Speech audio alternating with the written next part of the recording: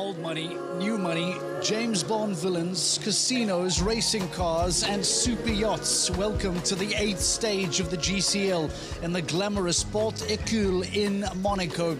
This week, Monaco gets transformed into the best show jumping show in the world. It is the smallest ring on the 2025 calendar, and it packs the biggest punch. We are excited to be on board this week at this incredible location. The Cannes Stars, Razorback International, Stockholm Hearts, Paris Panthers, they have all been champions here before. The big question now is which team is going to be crowned champions in 2025. We'll find out by the end of the night. We so often on this series talk about these iconic locations. We so often talk to you about being a ticket to the world and taking you across this incredible globe and across this incredible tour with us. But ladies and gentlemen, the Port Écule in Monaco is just something else. You simply need to take a walk down this venue, a walk in and around the precinct, and you just get the feeling. Take a look at that. What a shot that is, with a marvelous, magical, super mountainside that then eats into the ocean here. All of the yachts, the boats, the casinos, the people, the food. Oh, and now we find ourselves for stage 8. We're officially at the halfway point of the 2025 season. 2025 season, let's try that again. We are officially at the halfway point of the 2025 season, and with that comes its own intricacies, and we'll dive into that a little bit deeper. For now, let's start the show, and let's kick off the show in no better fashion than with the home team. For the first time today, let's meet up with Rosie Turner, who stands by alongside with the Monaco Comets. Yeah, thank you, Mark. I'm here with the Monaco Comets, powered by Iron Dames right now, and what a beautiful setting we are in. Edwina Tops-Alexander, the team manager. This is extraordinary, isn't it? Yeah, Monaco is such a unique venue. I mean, the ring is not the easiest ring, but it's beautiful down here by the port, and a lot of supporters here, yeah. I heard you say this is like a second home to you. Why is it so special? I don't know. I mean, obviously we live here, so that's obviously the reason why it's special for me in a sense. And I've been coming here for many, many years, since we had the first show. So, and there's been a lot of improvements, a lot of changes, and then the atmosphere in the evening is spectacular. Yeah, it really is. Inez, you have such a great record jumping in this arena. How tough is it in there, though? For sure, it's a difficult arena, but I feel the crowd is so amazing that gives us wins. Yeah, do you feel the crowd, Jean, when you're here this weekend? Do you feel how amazing they are behind you, particularly because you are French riders? Yeah, it's a small ring, and we have the feeling the crown is just behind you. It's really nice place, and we really enjoy to spend the time here. Inez and Jean, you're going to be jumping first the round today. You're bringing in reasonably young horses as well. How do you think they're going to fare today? Well, Crack is new to this level for sure, so it's really challenging, but I feel him in good shape, so hopefully it will be good. What about you, Jean? Yeah, me the same. I will bring Johanna, a young mare, to jump the first one, but she has been nice in the first one in Saint-Tropez, and then after I will take Dexter, well, with more experience for the second round. Edwina, the Iron Dames have had such an amazing record here. Cannes Stars, powered by Iron Dames, won this last year. How confident are you that this team can go well today? I mean, we're going to, put all our best efforts in. We've chosen the team with the best horses to perform on those particular classes. So we are a good, strong team together, and we're going to give it our best shot for sure. What was the decision to let these guys jump first? I've only just got one horse with me at the moment. I think my horse is probably better to save him just for the one round. He's a bit older, he's 15. And I think these two horses, the younger horses, have been in great shape. So I think it's for them, should be a perfect round for them to do. And then, of course, Dexter is an incredible horse, and Jean's had amazing results. So we're really fortunate to have her on the team with us tonight. And as we look at this sort of arena, and I don't think the TV does it justice of just how small it is. What kind of horse makes this arena? What sort of horse do you need? I feel that we need really scopy horses, because come so fast out of the turn that we need horses that have a big heart also. And that also give their best, because there is just, I feel, the motivation that the horse want to give for us that ends up giving the good results. Jean, give us a little bit of perspective about if something does go wrong in there or a stride goes wrong, how quickly does everything come up to you in this arena? Because it's smaller, so the jumps do come quicker, right? Yeah, it's not easy round, and you always need to thinking about the second plan. Everything comes very quickly, and you need to change your plan last minute, and you need to be very focused on this kind of thing. Lastly, you are the home team this weekend, Edwina. How much do you think the crowd is going to be behind you? And actually, how much does that help? I mean, for sure they're going to be behind us. Obviously, having two French girls here makes a difference, and Ines won last year, Jeanne with her best horse. So, yeah, we will give it our best, and I'm sure we'll have a great support behind us. Sounds like you've got more than a fighting chance. I will let you go and get ready. We are in the most beautiful setting. As you can see, we've got boats all around us. The arena is just behind those tents as well. We're very close to all the action here in Monaco.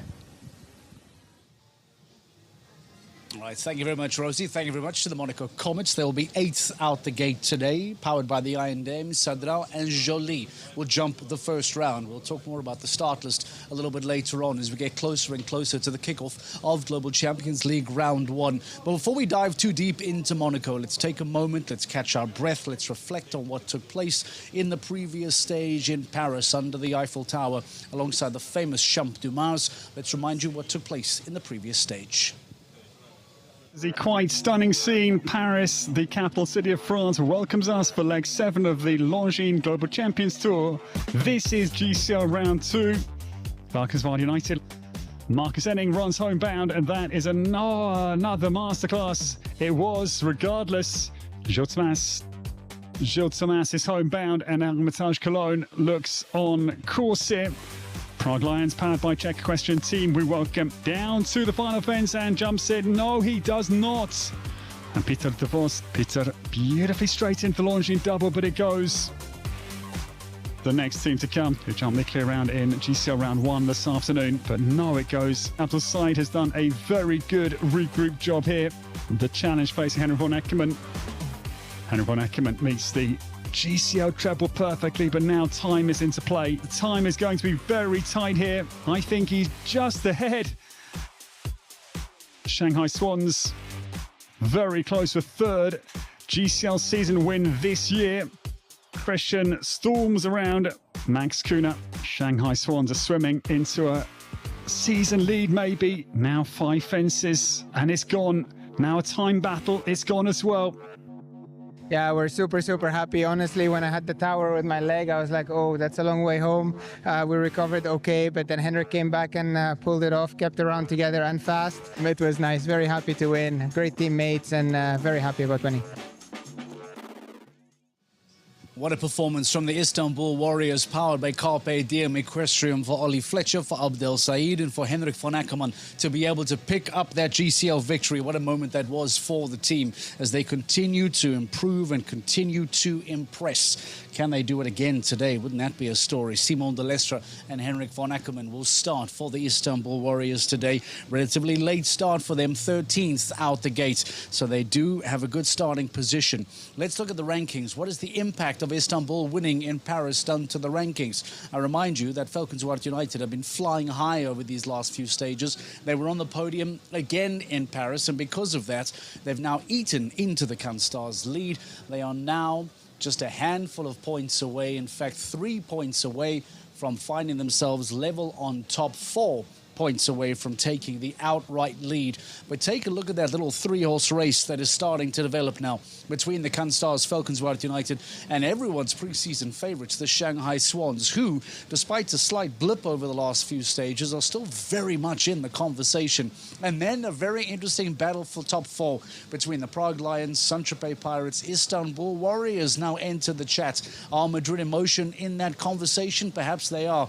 And then just behind them, into that second page goes Razorback International, New York Empire, and the teams that are now trying to fight to get as high as they can, to go as late as they can at the GCL Super Cup that takes place in the GC Prague playoffs later on this year. For the home team, the Monaco Comets find themselves in 11th place. And the Istanbul Warriors, how much higher can they climb if they put in yet another good performance here this afternoon at the Porticule in Monte Carlo, Monaco?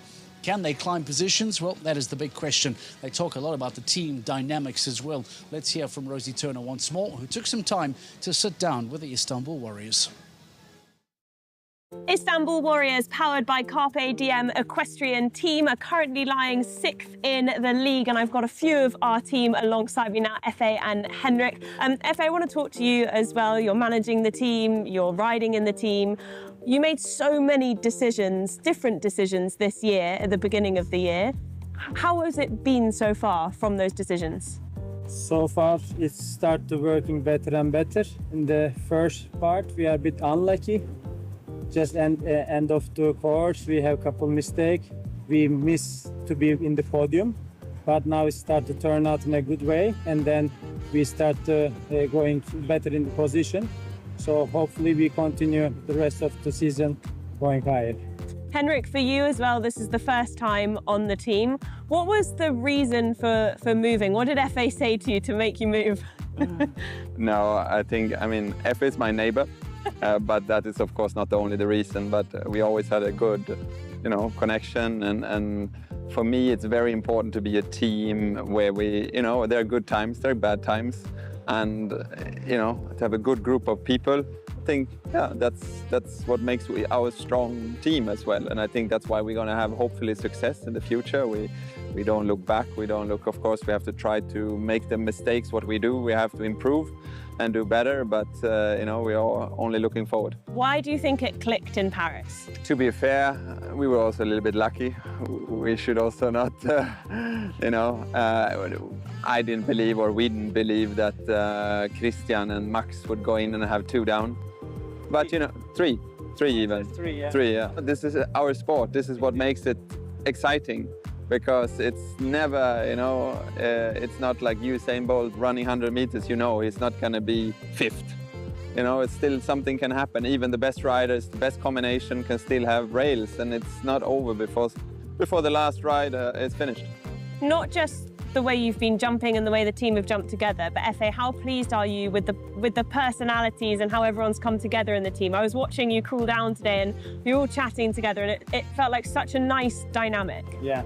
Especially in the Paris, I have no chance to go because I am busy in the stable. So we're watching at home. So already before the Shanghai Swans in the arena, I'm already very happy because we are 2nd position. And I'm almost sure, especially after I watched Cristiani jump amazing clear, I said, okay, still very good. We are in the podium first time. And then, okay, for us, lucky, but unlucky for the Max, he has 3 down, we go in the lead. This time we are lucky. So of course, we put the house upside down, and I'm so happy, jumping like a kid, shouting, all the cats in the house are running around. So yeah, we are so happy. We're now in the middle of the season, pretty much. Where do you realistically see yourself at the end? Yeah, the half of the season, and then we are in the 6th position, which is good. I think from there on, if we start to do as better as now, and then I hope we can end in the first 4. That we can start in the Prague directly in the semi-final. Henrik, what are your thoughts? It's such a small arena for you and Simon. Does that suit your horses? I have actually quite a new horse with, so that's going to be a little bit of a challenge. And then I have Iliana for the 2nd round. So I hope I manage the 1st round. And then, I hope we can win because we are best and not because of the other ones are failing. Mid-season transfers is a conversation that is going to happen very soon. The window's about to open. Your plans, are we allowed to know? Yeah, we can tell already.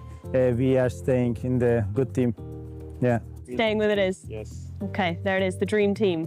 What makes it the dream team for you?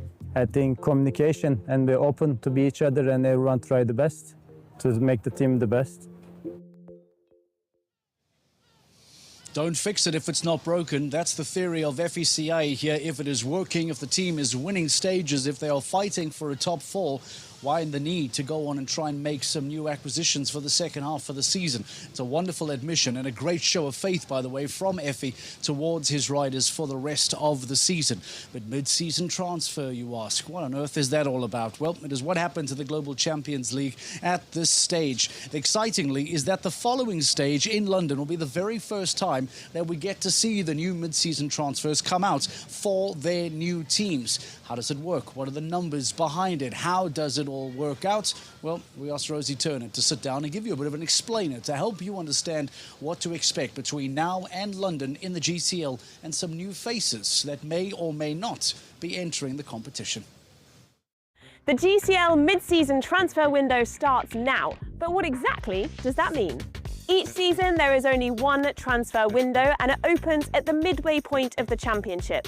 Every team can make up to 3 changes in or out, but as ever, there must always be an under-25 rider on each team. Team managers can bring in talent from other GCL teams, or they can recruit riders from outside the league, giving a chance to refresh and rebuild the team. It's all about strategy. But why now? Well, because this is the time to strengthen the squad in order to finish as high in the league as possible, especially with the GC Prague playoffs coming into focus. The new teams will officially be revealed ahead of our next stop, which is Stage 9 in London. The updated teams will be locked and loaded and ready for the second half of our season. This is the mid-season turning point. Watch it all unfold right here on GCTV and across our socials. It's all about strategy, it's all about balance, it's all about trying to take what you already have that works well in your team and how can you make it that much better. Which one rider is floating around inside the other teams, or perhaps, as Rosie explained, externally as well, that can be brought into your team, can be brought into the GCL and hopefully give you a real stab at the GCL Super Cup Championship at the end of the season. We know how big a trophy that is. That is what all the managers are going to be thinking. Think of Kyle Tim last year for the Rome Gladiators. He ended up coming in as a mid-season transfer, was absolutely superb, jumped 70% clear throughout the second half of the season. It made him almost one of the best riders of the entire season, and he only came in for the second half. That's how impressive Kyle Tim was for the Rome Gladiators last year as a mid-season transfer. He is one of those standouts, one of those blueprints as to what you want as a manager from a mid-season transfer. So much so that now Kyle Tim, jumping alongside for the Prague Lions this year, we decided to catch up with him and get some thoughts from Kyle Tim. Yeah, I think the team has been fighting really hard every show. There was a few unlucky one-down rails that I think really, were just small, tiny faults, but the scores were really consistent all season, and I think that's showing in the results, and, it's good riders to be surrounded by. Top 4 obviously is incredible. The top 3 teams are slightly getting away. Do you feel that at the moment? I think that would only motivate the Prague Lions more. I think this is, the last show of the first half of the season, and I think if they're, having someone to chase is always a motivation, I think, for all the good riders. So behind the scenes, when you're having your conversations, are you still fighting for that top 3 or trying to stay in the top 5? Oh, absolutely, fighting for the top 3. Yeah, I think the riders that are on this team, they're winners, and they want to be. There's only one thing they're aiming for, and that's to be in the top 3, and if not, winning the league if it's possible. You've been superb on this team as well ever since you came onto it. And do you feel that kind of pressure now that you need to keep delivering? Nope. I think the team is actually much better riders than me, and they do an incredible job. So I'm there to support them, the same as I always try to do my best. And it's not pressure; it's just to do your best every round, and I think the whole team appreciates that. Tell us about this weekend. Who's here? Who's jumping? Peter DeVos is here, Fernando is here, and I'm here. We have a good mix of horses between us, some younger horses, some older horses, and I think we're going to kind of have a little drink here and see if we figure out who's doing what for the teams tomorrow. Lastly, this is a renowned arena for being very, very small. Does that suit your team this week? I think so. I think we have a few experienced horses, so I think that helps. And, Fernando and Peter live in Belgium and Holland. They ride a lot of indoor shows. So I think, I think it's when you have arenas like this that are difficult, it's technical, it brings the mistakes can be bigger, but the good parts can be stronger also. So I think, we're sitting well to be there. What makes the Global Champions League such an incredible challenge is the fact that it becomes so important to be able to conquer different environments at different stages. It asks so many questions of you week to week to week that you can now enter the smallest arena of the season here in Monaco and need to find the right horse, need to find the right team members that are going to find success and be able to cope with the challenges that this ring offers. We'll go into the course in a few moments' time, get some thoughts from some of the riders as well, as we welcome back Uliana Vizzani, the course designer. He joins us once again here in Monaco this week. Let's take you through the start list and give you an idea as to how the teams are going to be coming out today. A reminder that round one of the GCL is selected, auto-generated computer draw, and this is how they come out. Razorback International, powered by Horse Gym, Emanuele Camilli and Max Weishaupt are here today. Marco Kutscher currently walking the course as well. There's a potential change for the second round. Sasha Newgard-Lille and Michael Duffy come out for the Basel Cosmopolitans. Interesting to see the red-hot Falconswaard United, Gilles Thomas on Chiara, one of his 9-year-olds, alongside Lorenzo De Luca. Nice to have him back for Falconswaard United as well. Natalie Dean and Kathleen Ackermann will be jumping for the Can Stars, powered by the Iron Dames. Simon de Lestre, Henrik von Ackermann for the Istanbul Warriors. That's an outstanding lineup for GCL round one. Kim Emmen is returning for Madrid Emotion with Helix. She will jump alongside Michael van der Vleuten and Beauville Z. What a pairing that is. Willem Vermeer, Jérôme Guéry for the Doha Falcons. And to wrap it up in last place, the team last to go, is Antoine Herman and Max Kuhner on Foxpit and EIC up to Jacko Blue. They will be the final team to go. The Shanghai Swans, many people's pre-season favourites, started the year in an absolute bang and are now amongst that group of three that are fighting for the championship lead. Falconswaard United in that mix and Can Stars in that mix as well. Those are the front three that are trying to break away from the rest of the chasing pack. It's a lovely start position for the Shanghai Swans. By then, a lot of teams, in fact, every other team would have jumped, so they would know exactly where some of those challenges are. Any of their suspicions, it will all be confirmed by having the luxury of watching teams go before them. It is a luxury that will not be afforded to Razorback International, to the Scandinavian Vikings, the Paris Panthers, etc., that are early to go. We get some thoughts, as we said, from some of the teams that are currently inside the course. We remind you of the beautiful arena that we find ourselves in, and we'll show you exactly how that looks like. Course walk officially underway. All of the riders in the ring, making sure that they walk those lines, make sure that they jot down every single fraction of a meter, because that is going to matter later on this afternoon when they and their horses are trying to tackle each and every single one of these fences. Which of the teams have been successful here in Monaco before? That's a question. We spoke about it at the top of the show. We gave you an idea as to which of those teams have been crowned champions here before. Falconswaard United, dating back to the very first year, going on to win here. The Vienna Eagles, well, good win for them. Rome Gladiators and the Scandinavian Vikings in 18 and 19. The Paris Panthers in 2021. And Stockholm Hearts winning back in 2022. Wasn't that a great victory for them? Razorback International, was that not the 100th stage of the Global Champions League, if I recall correctly? And then the Can Stars, powered by the Iron Dames, going on to win in 2024. Who then is going to be the 2025 champion? That we'll find out by the end of the night. Let's get into the arena. Go back to Rosie Turner one more time and get some thoughts and reaction from some of the riders. Rosie, over to you.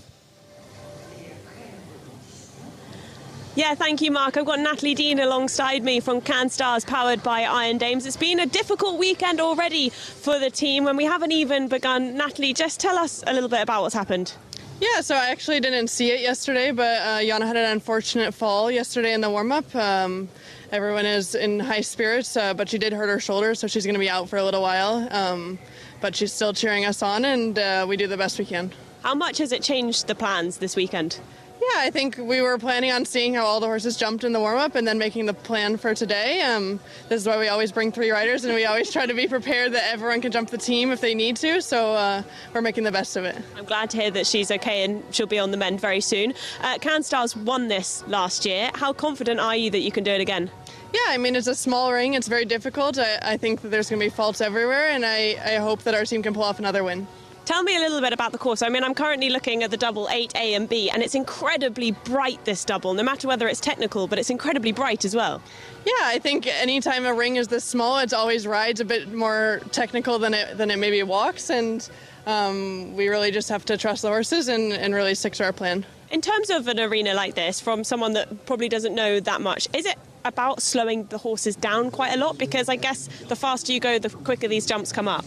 Yeah, I think it's really about using your track and making sure that the horses don't cut in over the jumps and in the turns, because it kind of ruins your distance if they start to fall in a bit and anticipate those turns. I'm glad Jana's here cheering you guys on. Has she given you any advice? Yeah, I think she's always a big supporter of us, and we're really a family, so we're wishing her a speedy recovery, and she's always going to be cheering for us. Thank you so much, Natalie, for your time. We'll let you go. Carry on walking the course and getting ready. The Cannes Stars go just after the break today. They've got the advantage of watching a few teams jump this course first, but Jana is out for this week and probably for a couple of weeks more, but we'll wait to hear on her progress mark. Thank you very much to Rosie. Thank you very much to Natalie Dean. Terrible news for Jana Fredrika Meyer-Zimmermann, a former winner here in Cannes on the LGCT stage. I beg your pardon, and now for her then have that injury to then find herself being injured for a couple of weeks now. Well, she is still around, she is still supporting, and she is still part of that Iron Dames family. I have no doubt that she will be very present, just unfortunately not on a horse competing as we would have liked for Jana Fredrika Meyer-Zimmermann. We do wish her a very speedy recovery. Let's, oh, isn't that a beautiful shot? Give you perspective as to where we find ourselves this week here in Porticule, with the beautiful water behind us, the super yachts, the wonderful climb up the mountain into that wonderful famous casino. Loads and loads of James Bond references that are all taking place up the road here. But it is all about show jumping this week. It is all about the Global Champions League, and it is all about round one that gets underway in a few moments' time. The big talking point is this arena. It is literally the smallest arena in the entire season. But just how small, you ask, because if you think about it, Saint-Tropez is a very small ring. Cannes is a very small ring. But Monaco at 75 by 28 meters is the smallest ring of the season. Take a look at Riesenbach, by the way. We'll be traveling through to Riesenbach in a little bit later on this year. That is what, in a 150 meter by 90 meter ring, the Monaco ring looks like, to give you perspective of just how small this is and just how many of those Monaco rings would actually fit inside the massive grass ring of Riesenbach. Gives you perspective on the challenges that I talk about.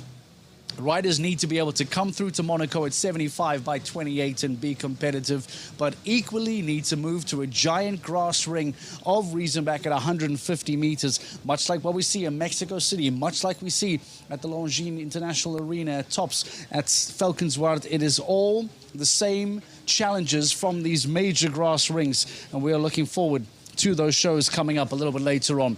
Riesenbach International, by the way, will be hosts of that event. That takes place in September. We're looking forward to the Valkenswaard show as well. I talk about then going to that wonderful, wonderful, famous grass ring at the Tops Arena. And that is also just something that is magnificent to witness, and we look forward to all of these stages coming up a little bit later on by the later parts of the season. For now, though, I wonder if maybe we can quickly go back to Rosie as well, just get some thoughts from some of the riders. Who else mentioned anything? What was a recurring theme, Rosie? Those are some of the questions we love to hear from you on the ground, in and amongst the riders. What is happening? What has been the recurring theme? What has been said? Often this arena is talked about as a pinball machine. That gives you some perspective as to how it's being described. Think about a pinball machine, and that is exactly how it feels when you are riding it. Let's hear from Rosie once again. What are the thoughts, Rosie? What's been said to you off camera? What have been some of those recurring themes from the riders? Yeah, thank you, Mark. I think a pinball machine is completely the perfect way to describe it. I mean, we've been wandering around, and every second you're already in another rider's line that they're trying to walk. It is really small in here. It's incredibly impressive as well, I have to say. Looking at all the fences in here, it looks incredibly tight, but as these course designers are so clever, they make it as spacious as they possibly can. I think the riders quite enjoy the challenge as well. They've all said to me it's going to be very technical, because the fact that it's not going to be huge in here, so it will be more technical this week. But it's brilliant to see so many fences and so many riders in here having to walk it a number of times just to get their bearings, because it does feel like, as you said, a pinball machine. All right, Rosie, thank you very much. We'll let you get back to work, Rosie, and we'll let you get ready for the riders. Round 1 of the Global Champions League about to get underway in a few moments' time. Think about the challenge as well, by the way, for course designer Uliana Vizzani. He has so little real estate to work with, yet still he needs to put the right amount of fences, the right amount of challenges, the right amount of combinations into a ring like this, but he just does not have the space that he'd like to play with. So, in order to make this challenging, it's incredible work as well from the course designer who uses this venue and can still ask those questions of the best in the world. Global Champions League Round 1 is next. We are live in Porto in Monte Carlo, Monaco. Let's go and join the action.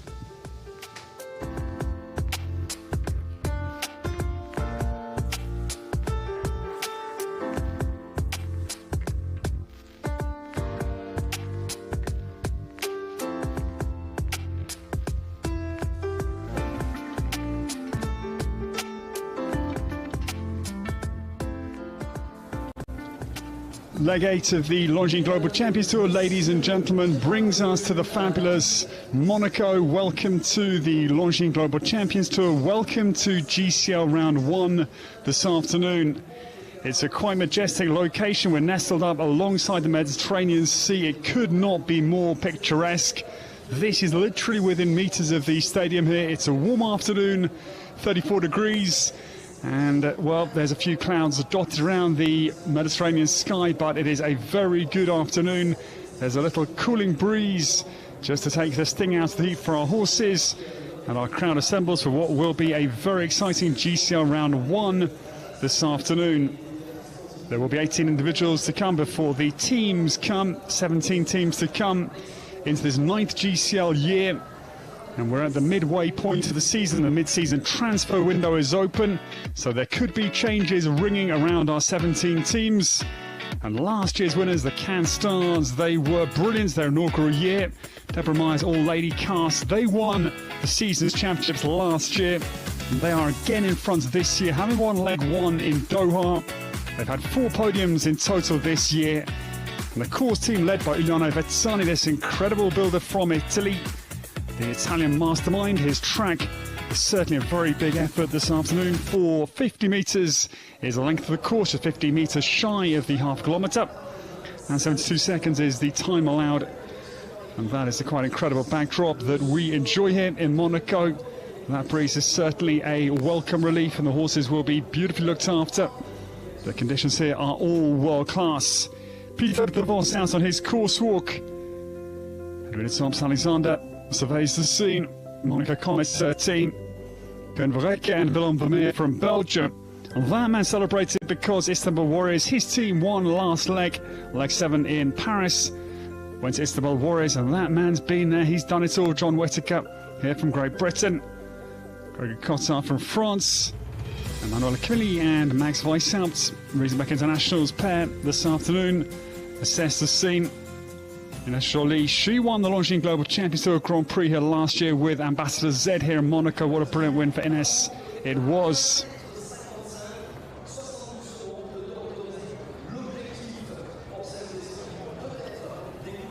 This is an incredible arena. It really is impressive. It's the most compact arena actually on the circuit. But it will be fascinating because the tight turns mean you need a scopy horse to navigate.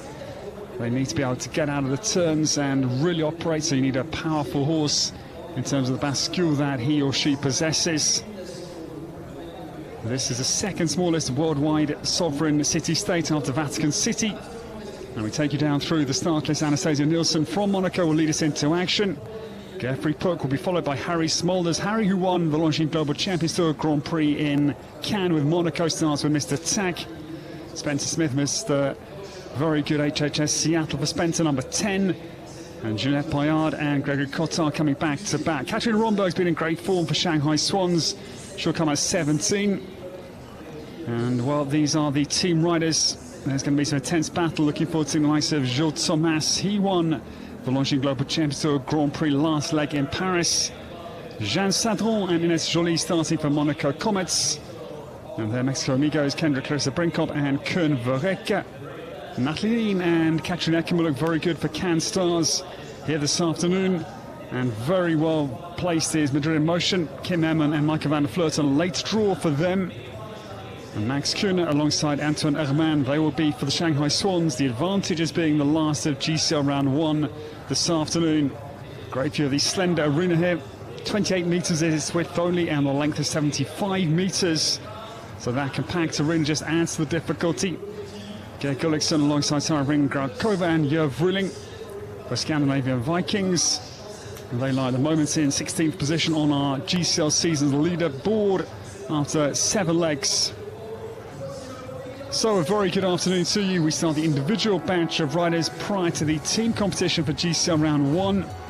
The man in the black t-shirt is Cameron Hanley, who's here on behalf of Carlswood Stable of Cian O'Connor, because they are at the helm of training this Anastasia Nilsson, the trailblazer, this afternoon.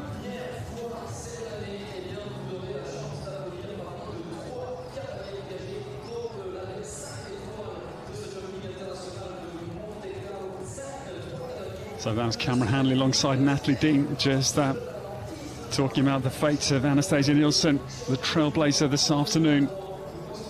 And this young lady is a brilliant talent, and this being her home nation, that is the added pressure on her shoulders.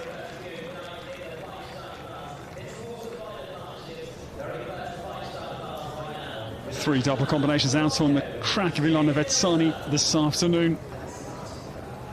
And Anastasia Nilsson will show us a way around the course. It's a long run down between fences 1 and 2, the Fiat Monaco vertical. 150 tall, then 7 strides down to the Longines Oxa. 150 square, and Action Man, he is the son of Action Break across the stack at all, 11 years of age, this gelding. Anastasia then into the Seahorses. Pale Blue Oxa, right-handed dog leg turned down to the Longines plank. This horse produced by Andreas Sko. Partnership has been together since August 2022. This is only their 4th 1m55 track, so they've made a very good halfway start. And this horse is Longines Global Champions Tour debut. Lovely jump out over that very airy Oxa. A left-handed turn into the horses combination. 1 stride between the 150 and 150 square. Vertical to Oxa. There's the GCL combination on the far side. Anastasia Nilsson has ridden a very good round so far down to the Prague playoffs vertical. That goes, I'm afraid. 3 from home in an otherwise very solid performance this afternoon to get us underway. Only 19 years of age. Anastasia then, sees a deep stride, I'm afraid, down into the final fence. The Casino vertical, 155 tall it is. Just down to the very base of that fence. For the second arrow out of the course for Anastasia Nilsson for Monaco. So 2 verticals, the tail of her afternoon here in GCL round 1. 8. Anastasia Nilsson and Action Man number 1 this afternoon.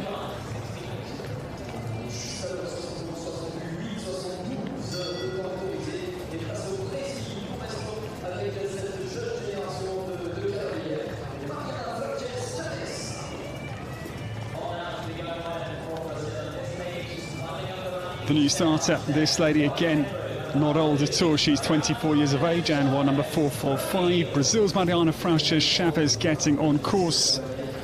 Number 2.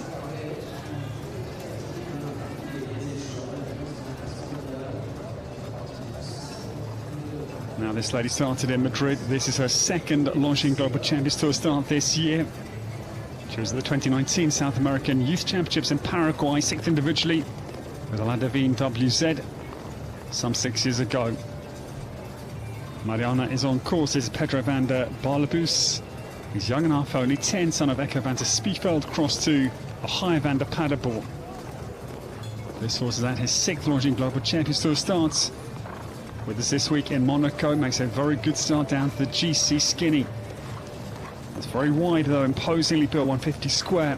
Comes early at 5. This the verticals, little rattle out, but it is all intact. Down through the leaves, the grey leaves. 150 in, 155 out. Mariana, though, I'm afraid, falters out of the horses double. A B front bar out to the cups. Her career maiden Grand Prix win was in January last year, the 2-star Grand Prix in Abu Dhabi. Verdict at Kerzeg won in the United Arab Emirates. And this is a very big oxer as well, over the water as well, the Liverpool. Vine fence at 11. Down into the Casino vertical. Good round for the young Brazilian. Mariana Frauches Chavez comes home. The Monacast crowd here certainly appreciate the good effort from two young guns at the start of GCL round 1. She'll be over time as well. Just a 300th of a second excess of the time allowed. Will add one-time penalty. It is 5, the opening score for Mariana Frauches Chavez this afternoon for Brazil, and the very smart Pedro van der Barlebus, number 2.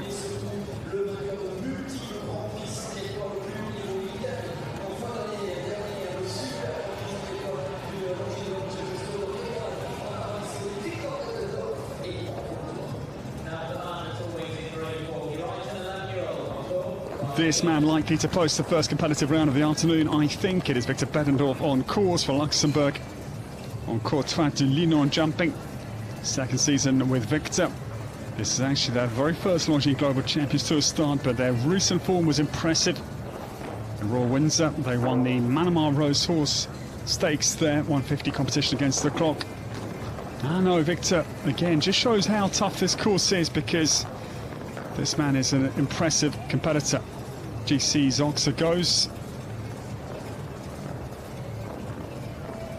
Now Victor Bettendorf down to the next combination.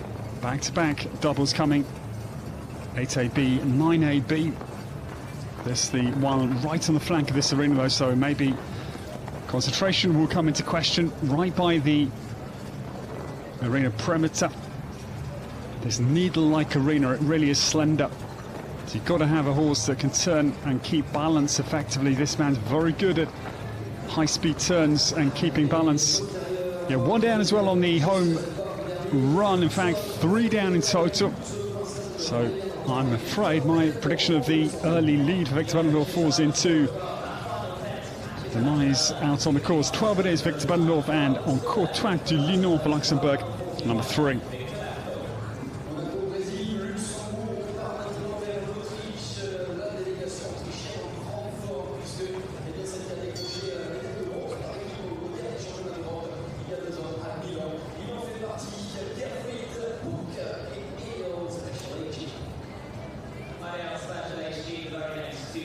The new starter, the distinguished green jacket.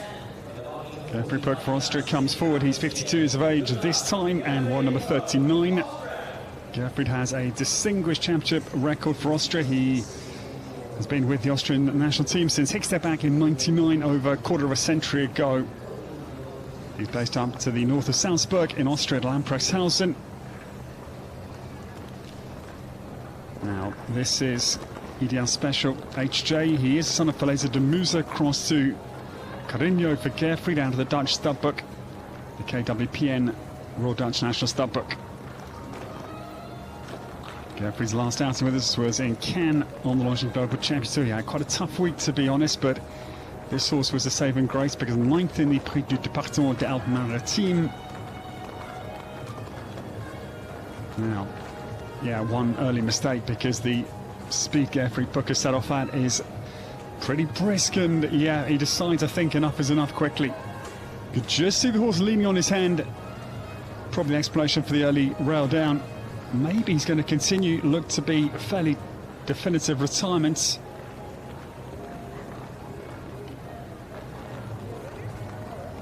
Geoffrey Puck was just establishing control. The round goes on for the Austrian.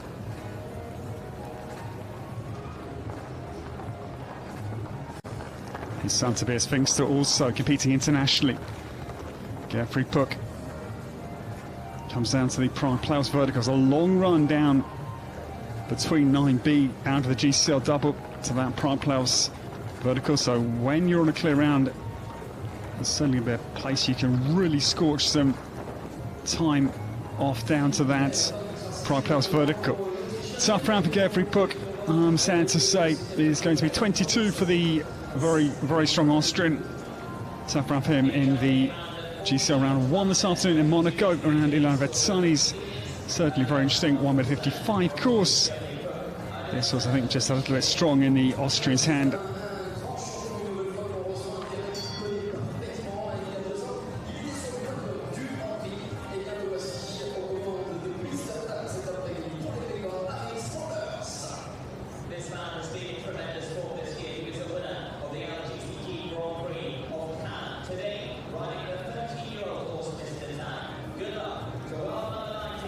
this could be, though. I would stay with that statement, the pair to change things around here and give us the first clear of GCL round 1, because Harry Smulders enters the heated battle. What number 19 getting started. What a brilliant win with Monaco. Came in Cannes, their first ever Longines Global Champions Tour Grand Prix win. And this horse, the horse that Victor Behlendorf used to ride, so this horse groomed for high speed by Victor. Mr. Tack is on course for Harry Smulders. This partnership, they won the championship of the city of Hamburg. That's actually the horse's 4th win this year alone, and Harry Smulders is well away here. Blistering pace down to the grey leaves set of verticals, and Mr. Tack is on form here. Harry turns back to this narrowed oxer, only 110 the anchors to encourage a tight turn into it and away from it, and a very good round here. This was that Harry Cohen's with Genevieve Maigret. Comes down, rattles down to the Pride Plus vertical. Just gets out over it, rather skewing airborne, but Harry now chases homebound. It's been an exhibition again from Harry Smulders. What a wonderful jockey he's been over the years. So consistent, so powerful. His work method, his rate of work is impressive. That is the first clear round through the GCL round 1. Harry Smulders sets the time to beat with Mr. Tack, 64.32 it is. The first clear of the afternoon goes in a Dutch direction.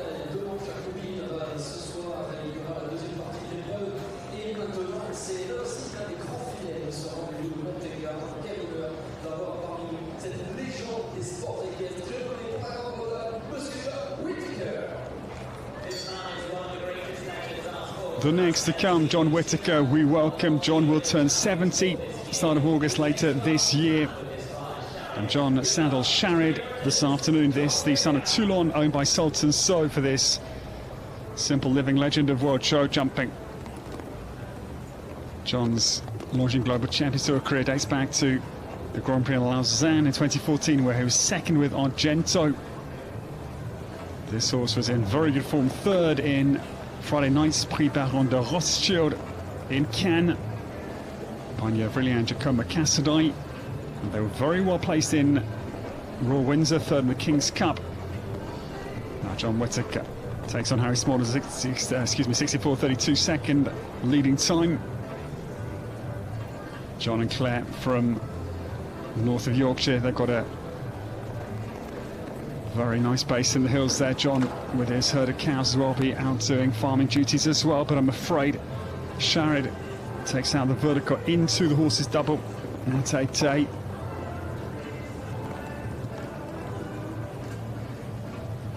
Great to see Robert winning the Hickstead Derby recently, 4th Whittaker.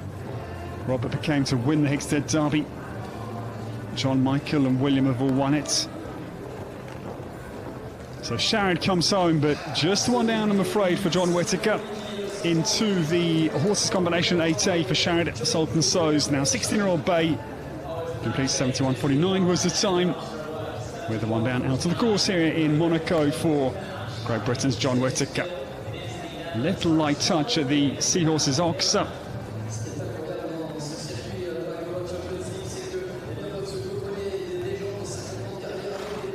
This mistake, of course, John had to try and mount a challenge. Harry Smulders, so just had to come quite quickly down with that combination. That was the error point of Sharid.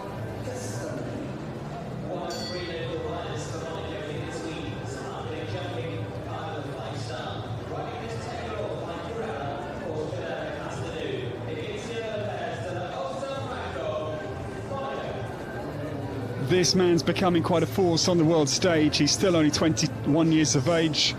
Inigo Lopez de la Osa Franco gets started for Monaco. His ride this afternoon, Porsche Carrera Castanu, number 7. Harry Smulders out in first place, 64.32, but I'm afraid the Longines Oxer 150 square at 2 is the first blemish. This horse makes his Longines Global Champions Tour debut this afternoon and his 1:55 debut as well. Inigo was well placed, the King's Cup 13th in Madrid, behind Katrin Eckermann and Chao Li.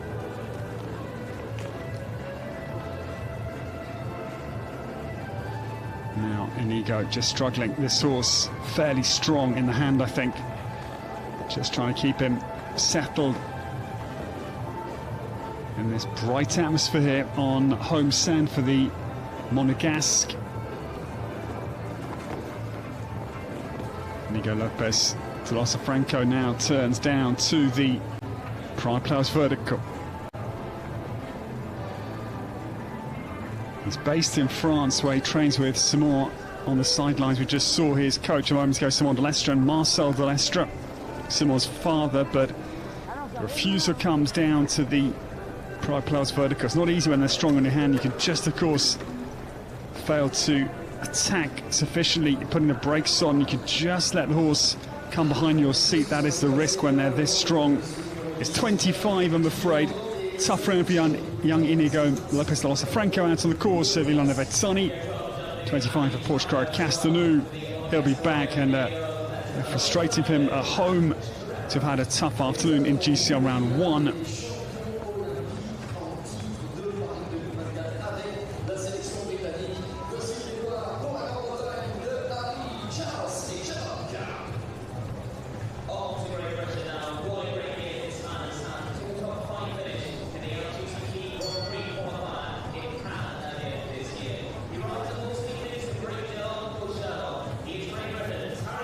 The next to come, Great Britain's Harry Charles gets started. Harry, 25 years of age. This the pair that in the wake of the Paris Olympic gold medal last year, they won the Longines Global Champions Tour Grand Prix at London Royal Chelsea Hospital. Sherlock is on course for Harry, and his target is Harry Smolders at 64.32 on the former Victor Behlendorf ride. Missed attack on lead here in GCL round 1. This horse sadly retired in his last outing with Harry. That was the Longines Global Champions Tour Grand Prix in Cannes. But he was very good in Windsor as well this year. Early March, 3rd place in the 5-star Grand Prix in Great Britain. Harry Charles down to the horses combination. Same fence as for John Whittaker moments ago, so the two for Britain both have fallen unstuck at 8A. Harry Charles down to the Pride Plows vertical. This little horse was one of his potential rides for the games last year, but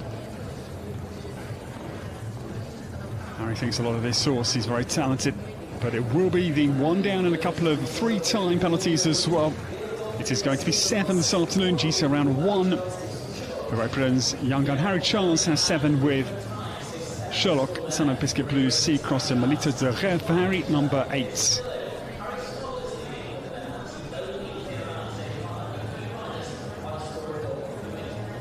Well, we've jumped 8 combinations. There's still only the one clear round. It just shows the demands of Ilana Vezzani's GCL round 1 course. That the clear for Harry Smolders, 64.32, the leading time.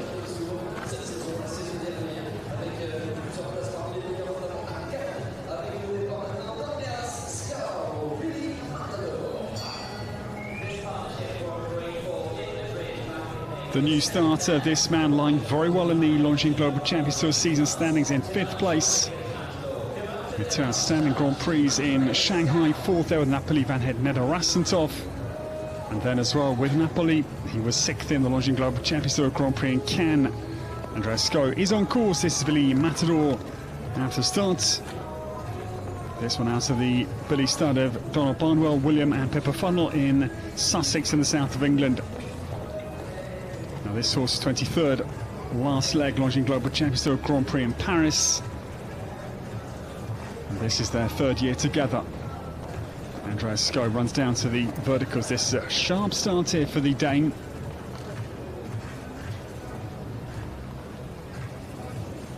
Studied mathematics at university. He won his first 5-star Grand Prix at Sopot in Poland in 2022 with Independence. But yeah, one down again, I'm afraid. So still, this course is taking its fair toll of these world-class combinations, one after another, and the second error. Now for the GCL double, 9B also hits the sand after a very good-looking start for Andreas Sko. Billy Matador comes down to the Casino final fence. Little woe on the approach, but it is going to be 2 down this afternoon. 8 penalties for the Elegant Dane. enters his score with Billy Batador, and the time 65.99 for Denmark's Andreas Skov.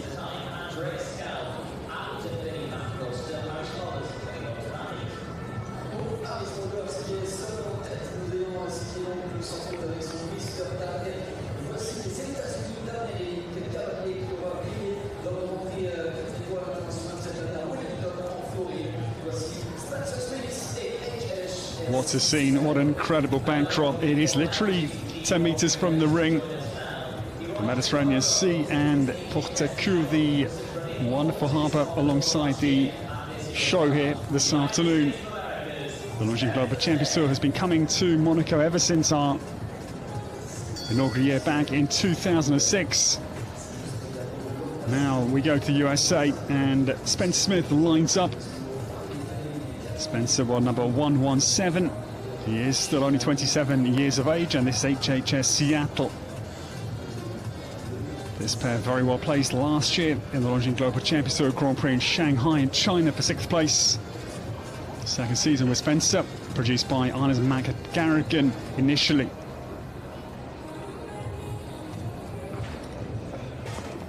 Spencer had the very good Longines Global Champions Tour Grand Prix win in Shamron in Slovakia, November 2021, with Theodore Manciez. And from the Question family, Spencer Smith is on course with HHS Seattle. Harry Smolder's out in first place, Mr. Tag 64.32 to beat. Outside the Longines plank, and a very good turn, sharp into the GC. Skinny Oxer. So narrow jumping faces, far from small in dimensionality for jump, but the narrow faces, the difference is a factor. Spencer Smith is on a very good way here. Halfway point and it's secure, as we still sight only the second clear round of the afternoon here in Monaco. Spencer Smith down through the GCL double, but the vertical X-Thing is another one to take that 155 tool vertical. Family steeps in equestrianism. Grandfather was a vet. His other grandfather a horse dealer. Dad was a trainer and horse dealer. Spencer Smith, I'm afraid, will have just one down. Good round. We're still 5+ seconds adrift. Harry Smolders is very quick time with Mr. Tack. That will take some beating, as we are certainly seeing. But Spencer Smith still has done enough to go into second. 4 penalties coming at 9B for the Tall American.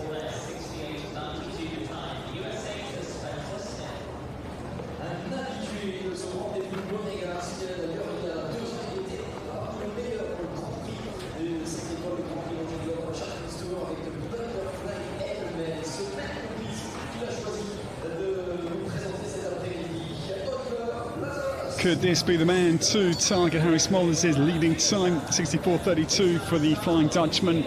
Oliver Lazarus, we welcome the South African Saddles Butterfly NML this afternoon. This is very good mare. She is a daughter of Caprice Brown. Margot crossed the Lux Z.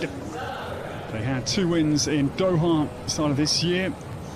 And this is their second Longines Global Champions Tour start this year after Cannes. This is a very quick combination. Oliver based at Valkenswaard, Jan Tops' stunning base, where we will go for leg 10 later this summer.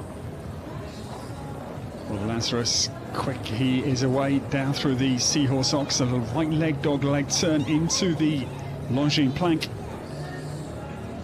It's a very good start, this mare, she's quick. She's got very fast leg speed, she can turn on a dime. Quite a little rattle, yeah, and I'm afraid it's a late fall up. Was a delicate touch, but it does fall. Fell, well, 5 seconds or so after contact, I think. 2 and 3 errors going in quick order. After a very good start, the South African challenge, I'm afraid, falters.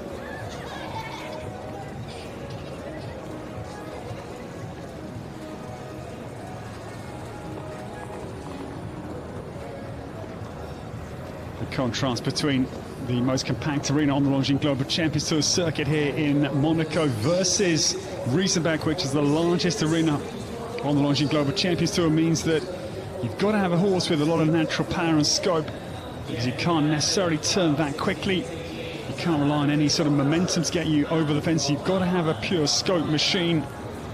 And after a good start Oliver Lazarus comes home with a cluster of penalties, I'm afraid, with Butterfly Animal, the South African pair. Number 11 this afternoon, also owned by the team at Quest Property Limited Company.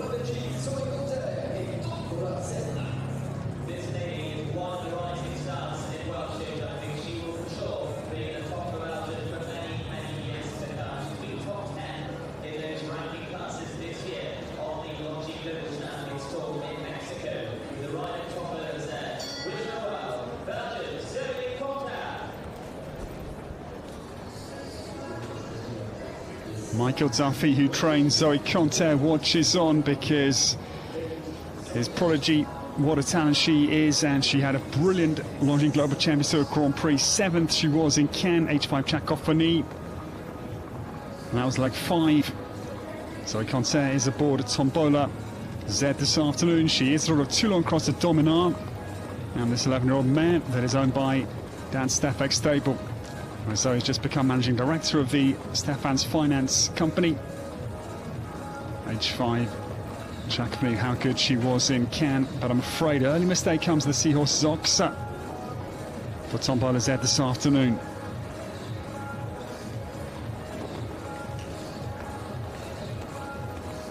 Zoe down to the grey leaves combination.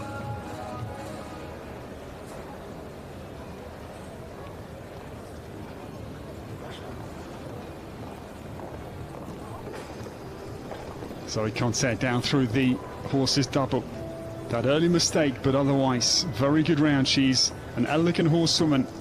Michael himself based with Helena Stormers at Eschweiler, and Helena's guidance of Michael into the progress of Zoe Conte, taking very good order this year on the Longines Global Champions Tour.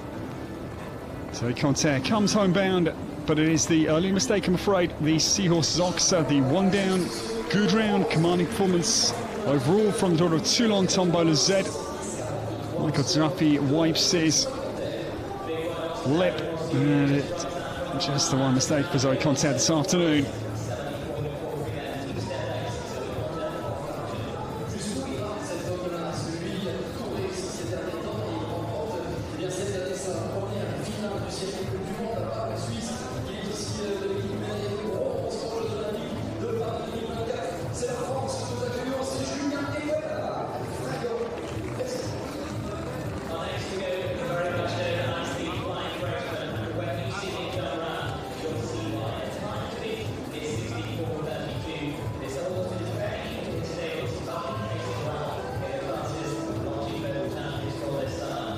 The next to come, Julien Paillard could be the one to challenge here. Harry Smolders is leading time 64.32. Julien, who won the Grand Prix here, Donatello Dorje 2 years ago, 2023. Clear of Harry Smolders and Philippe Rosier, the 1-2-3 that year. Julien, though, is aboard this fairly new right-in Fringand de Vesquerie. This pair together since just late May, their 5th competitive week only here in Monaco, and their 3rd Longines Global Champions Tour starts. But they've had a very good time on the tour so far. They were 4th in GCL round 1 in Ramator Saint-Tropez. And Cannes, they were 4th in the Saturday speed class, the Prix de Département Alpes-Maritimes, behind Emanuele Gaudiano and Vasco. Julien from this year up in Normandy turns into the GC Oxa, but it goes again. Problems very evenly scattered around Ilana Vetsani's course out there, that is for certain. One after another failing to give us another clear round.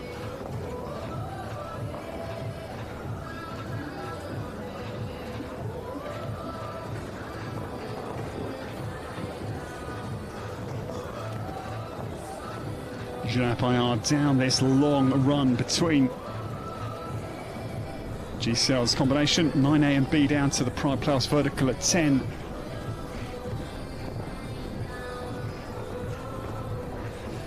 Such a quick rider naturally. He didn't go fast on this big new right for him with that one mistake, but still not a million miles away from Harry Smolders' time. But it is the 4th Fringand de Vesquerie, and France's Julien Paillard just completing GCL round 1 here in Monte Carlo. Porte Hercule, and he will go actually into 2nd place as the quickest for full round. But still, Harry Smolders 4 seconds quicker than the entire field so far. We have now jumped 13 combinations, and Harry Smolders is heads and shoulders above the others that have started so far.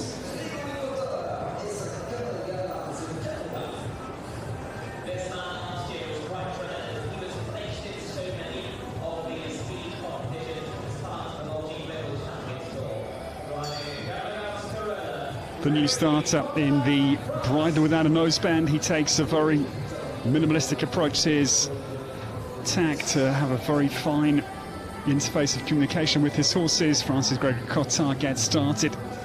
He's from the north of France, Lille, his base. The Wee Stables in Drocourt. Gregory Cottard won the Lyon Porsches 140 opening class last year at Ramateur Saint-Tropez with this. Gamagord's Corolla is on course of France. It's combination number 14.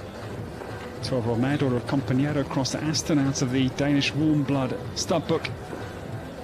Greg Cottard down at the very deep base of the Longines plank at 4, gets out of a deep enough spot there.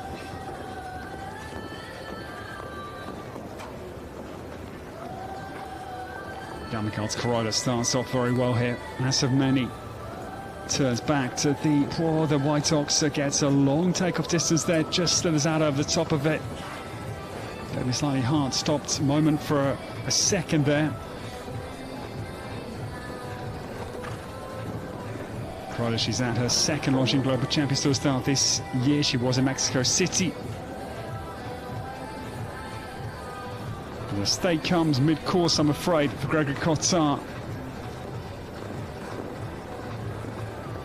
It's a good round for the man from the north of France.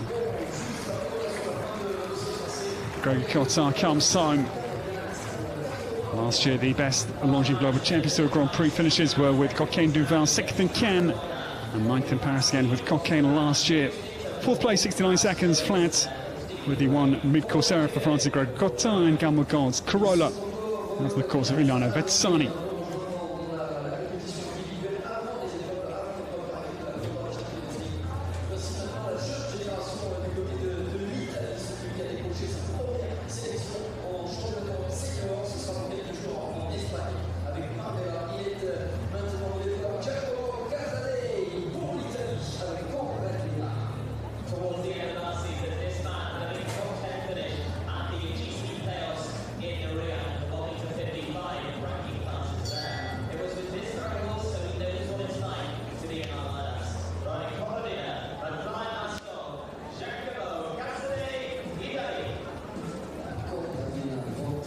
This man has got a very exciting future.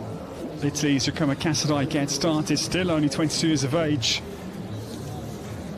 And he saddles this afternoon Corredina van der Klein Astonk Z, number 15. She's young daughter of Colin Zablinski, 11 years of age, Damsire and Yamo Z. The number 169 is on course from Bologna in Italy. Giacomo is very well placed in the Prix Baron de Rothschild in Cannes, second. Behind Vrilling and Cornet Blue PS at leg 5. He had a super win with us in Madrid, the Trofeo Gruppo Eulen. Evertson Vanta Paradis. That was at leg 4, and the Italian makes a very good start here in the colours of Carabinieri. Little horse who can turn quickly, so well suited to the arena here in Monaco. Very light-footed horse and not tall under the measuring stick either. I think about 16 hands, but no more. Rattles into GCL combination. But Giacomo Cassadei is going very well here as we look for clear number 2 after now 15 combinations. Harry Smolders' time is well safe here, but it's a shame. Penultimate goes.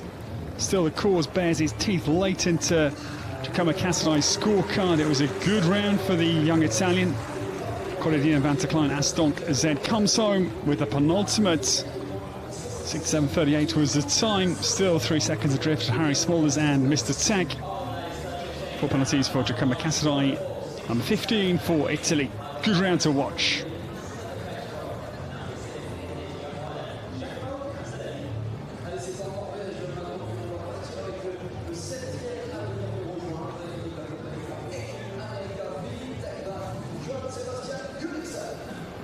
Well, what a view overlooking this arena. It is spectacular. And we welcome now the young Norwegian, 28 years of age. Jan Sebastian Gulliksen gets started. This is his very good Billy Mexico son. Equine America, Billy Take That is the new starter.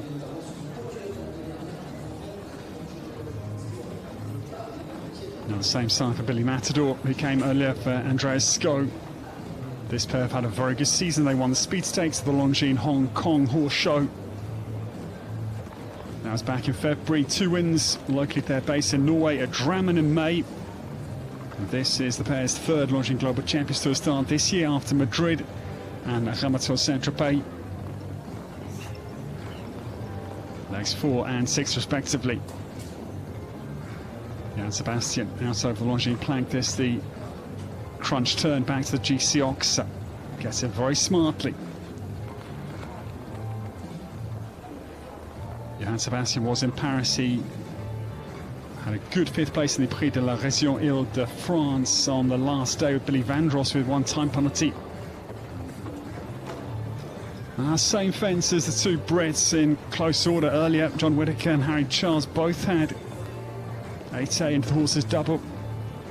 So in good company now, Sebastian Gulliksen. He lies 72nd on the Longines Global Champions Tour Grand Prix standings at the halfway point of the 2025 season, which we are pretty much right on now. And the mid-season transfer window is open. We'll have those declarations of any team ins or outs that will come before London. The next leg, Dad, Geir Gulliksen, Jimmy looks on. 3 changes per team permissible. And certainly that is fascinating as we look to see who will challenge Can Stars out in front with that mid-season transfer window. Approaching the decisions, Can Stars leading Valkenswaard United and Shanghai Swans, the top 3 in GCL standings at the season's halfway point. The 7 former legs it has been. 4 teams that have won those 7 legs. A pair of wins for both Valkenswaard United and Shanghai Swans. The 1 win for Can Stars, but their consistency has put them into 1st place. Saint-Tropez Pirates, who won the leg in Cannes, leg 5, and the last leg in Paris went to Istanbul Warriors. They are the 5 teams who have won the 7 legs, as I say, prior to coming here to Monaco for leg 8.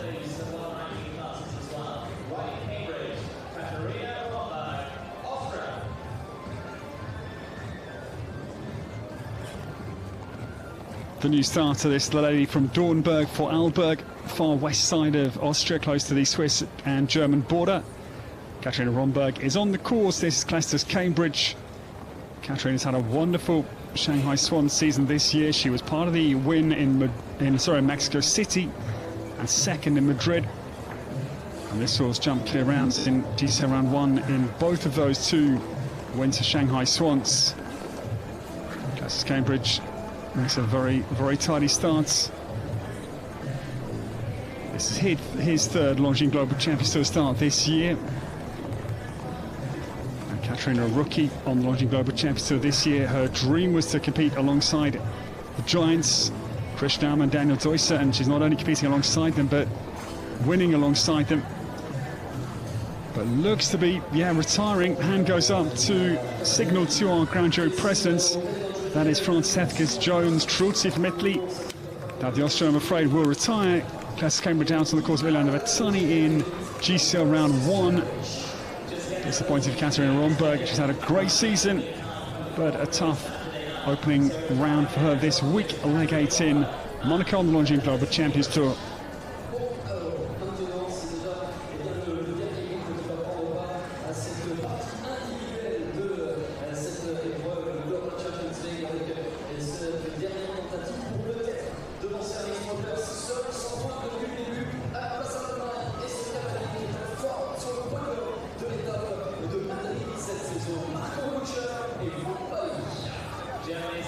The last individual to come in GCL round 1 prior to the GCL team competition starting.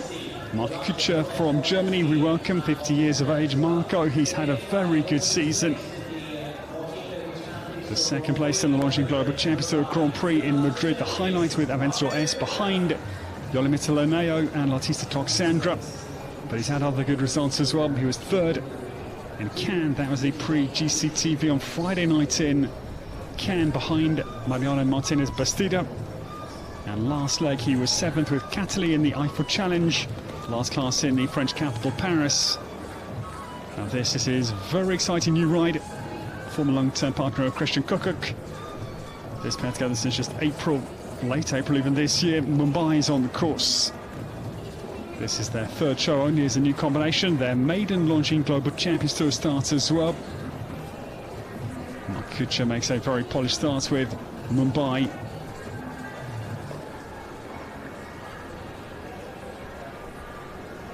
Has had several Longines Global Champions Tour Grand Prix wins with us in Arezzo 09, Ramator Saint-Tropez 2015, and later that same 2015 season, Valkenswaard, Cash Cornets Cristallo and Van Gogh respectively. Now Marco Kuchar to deliver the 2nd clear only. They have been few and far between. The 18th and last for the interval in GCL round 1. Harry Smulders is safe chronologically, but this is finally, hopefully, the 2nd clear round of the afternoon. Mumbai comes home and Mark Kuchar will go 2nd. Katja Ackermann watches on as her fellow German Mark Kuchar delivers finally clear number 2. Only 1 in 9 have managed to clear round around this highly influential course of Ilana Vetsani here in Monaco, leg 8 on the Longines Global Champions Tour.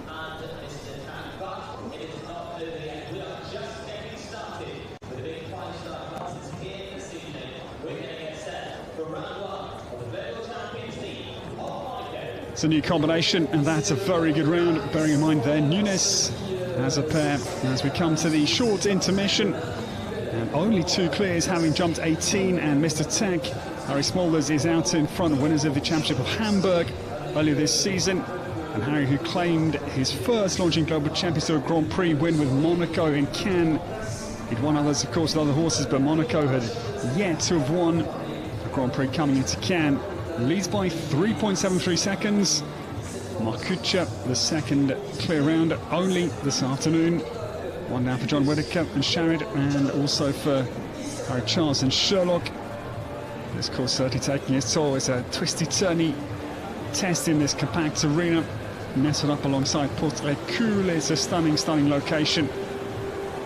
Very, very, very good Thursday afternoon of world-class horse sport. Our crowd having a very good afternoon. Hello to our crowd.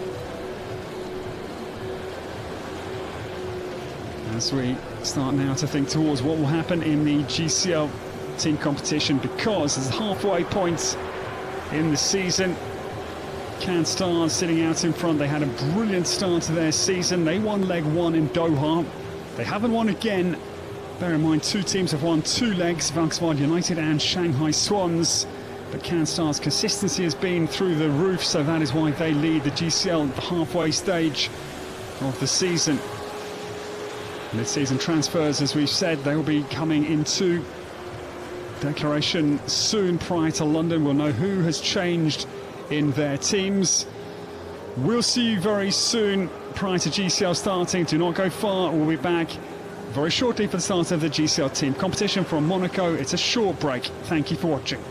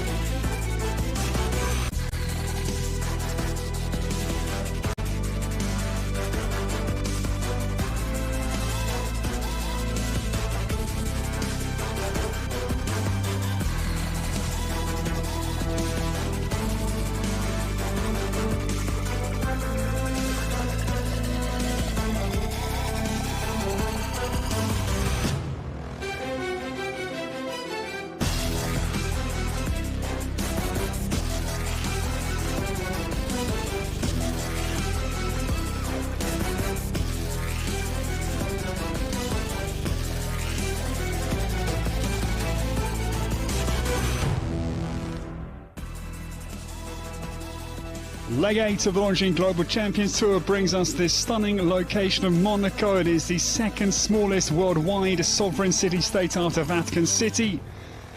An incredible city of glamour, of wealth, of Formula One fame. And the Longines Global Champions Tour has been coming here since the very start of us back in 2006. This is the 9th edition of the GCL here in Monaco. And over the former 8 editions, no team has actually won here twice. And I can tell you that Paris Panthers are the most successful team in our history.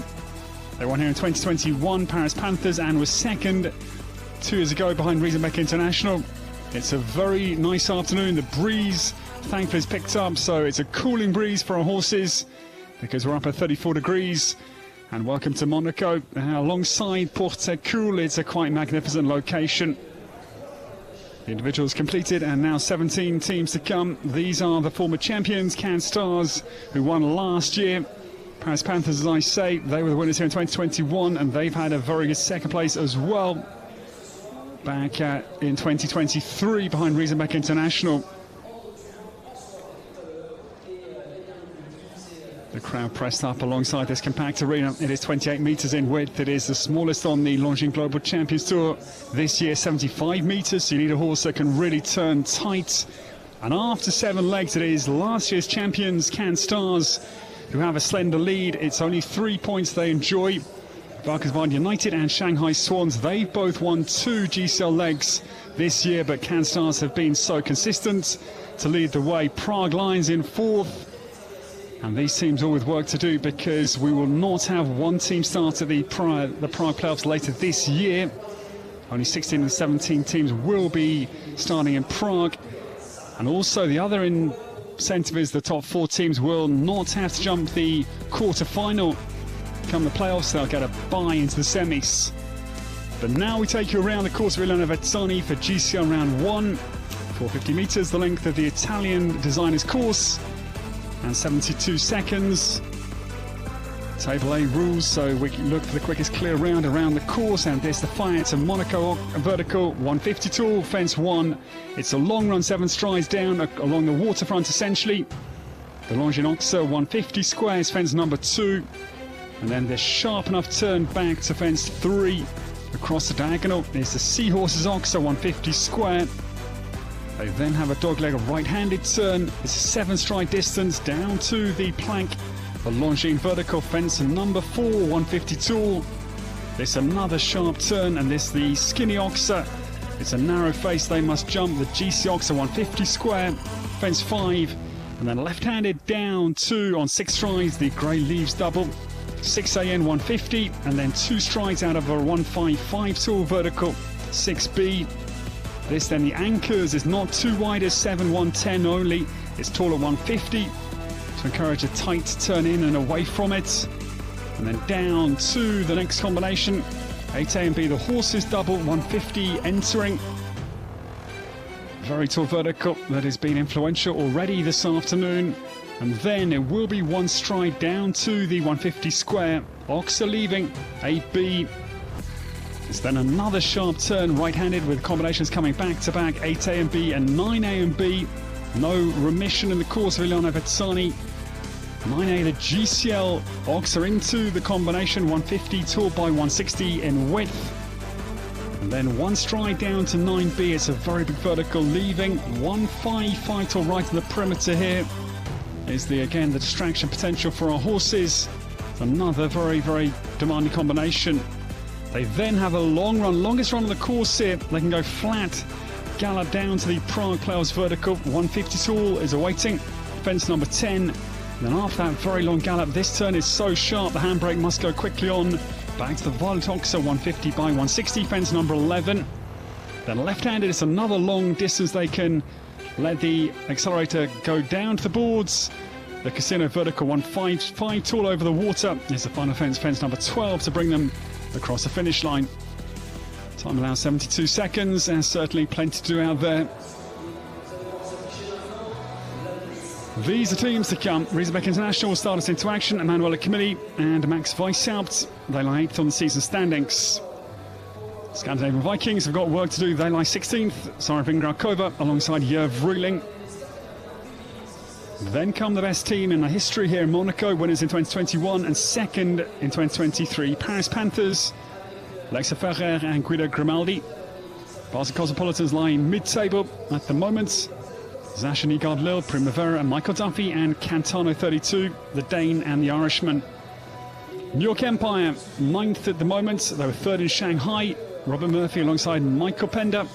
Two young guns from Ireland and Great Britain. Prague Lions, very well placed 4th in the season standings. Fernando Martinez Sommer and Peter de Vos. Valkenswaard United, they lie 2nd in the season standings. They've had 2 wins. And Gilles Thomas lines up alongside Lorenzo De Luca, Belgium and Italy. Monaco Comets, the home team, 11th on the season standings, brings Jean Sadron and Ines Joly. And Mexico Amigos, they lie 10th in the season standings, Kendrick Rosa Brinkop and Kern Vereka. Can Stars, leaders at the halfway points, Natalie Dean and Katrin Eckermann line up for Deborah Myers, all-lady team. And Sancho Paris, they lie 5th on the season standings. They bring Philippe Rosier and Max Watchman to battle. Stockholm Hearts fielding Jane Richard and Olivia Philippas this afternoon. And Istanbul Warriors, winners last leg in Paris. They bring Simon de Lestre and Henry von Eckermann. It's a very strong pair. Rome Gladiators, Emanuela Gaudiano, Nadia Peter Steiner, the Italian alongside the Swiss rider. And Madrid in motion, they lie 7th on the season standings. Michael van der Vleuten, former winner of this Grand Prix with Beauvau Z and OP. And Kim Emmen, Doha Falcons, and ultimate team, Willem Vermeer and Jérôme Guéry. And the last team, the battle on, because they lie 3rd in the GCL season standings, Antoine Herman and Max Kuhner, the Shanghai Swans this afternoon.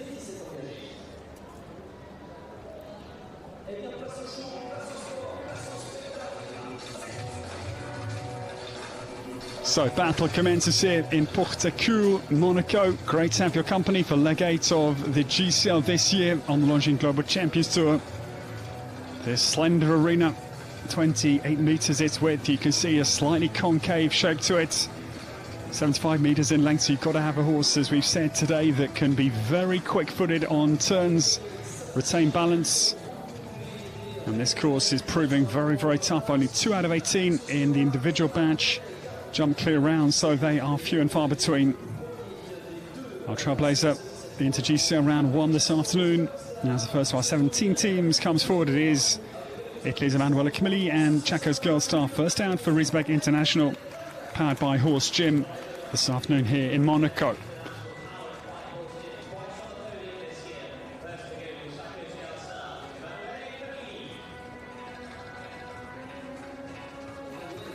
This is the pair that claimed their Longines Global Champions Tour Super Grand Prix golden tickets. They won leg 2 in Mexico City. Emanuela Camilli's his own very first Longines Global Champions Tour Grand Prix win at the start of this season. This pair second in GCL round 2 individually in Madrid. Now, this team, very interesting. They lie 8th on the season standings. They've had 2 podiums. They're 3rd in both Mexico City and at Ramator Saint-Tropez. Legs 2 and 6. Emanuela Camilli gets well away. Daughter Chaco Blue, she's 13 years of age.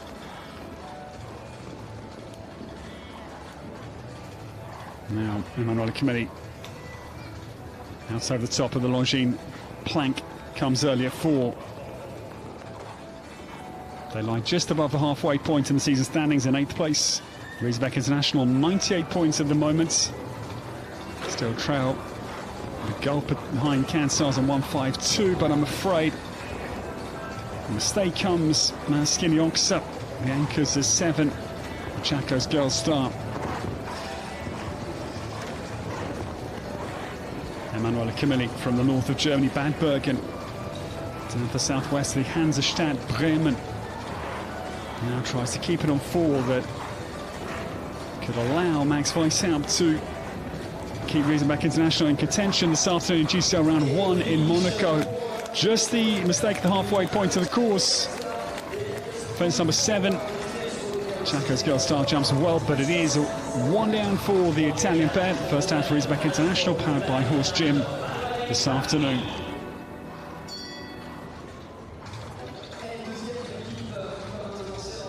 Just looked to have a little shy prior to the takeoff point, caught their eye something, and that just a little loss of concentration just threw them off the ideal takeoff point, I think was the explanation.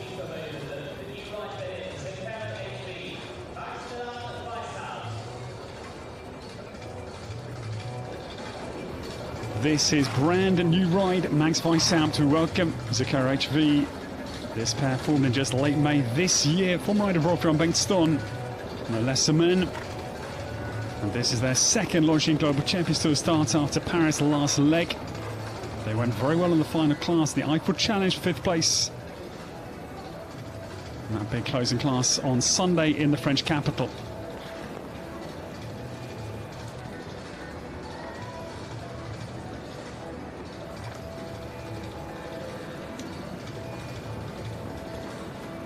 Max part of the 3rd place in Mexico City alongside Mark Kutscher and the man we've just seen, Emmanuel Akimili for Riesebeck International. This horse still owned by the Holsteiner Verband that Rolf-Jan Bengtsson used to ride for.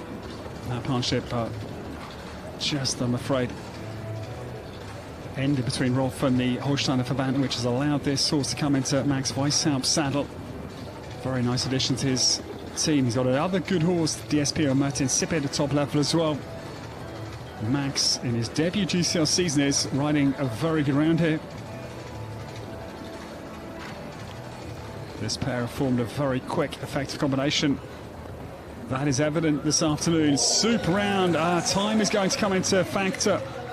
Just out of the time. 2 time penalties. Here's a little bit frustrating for Max Weishaupt. Great round to watch.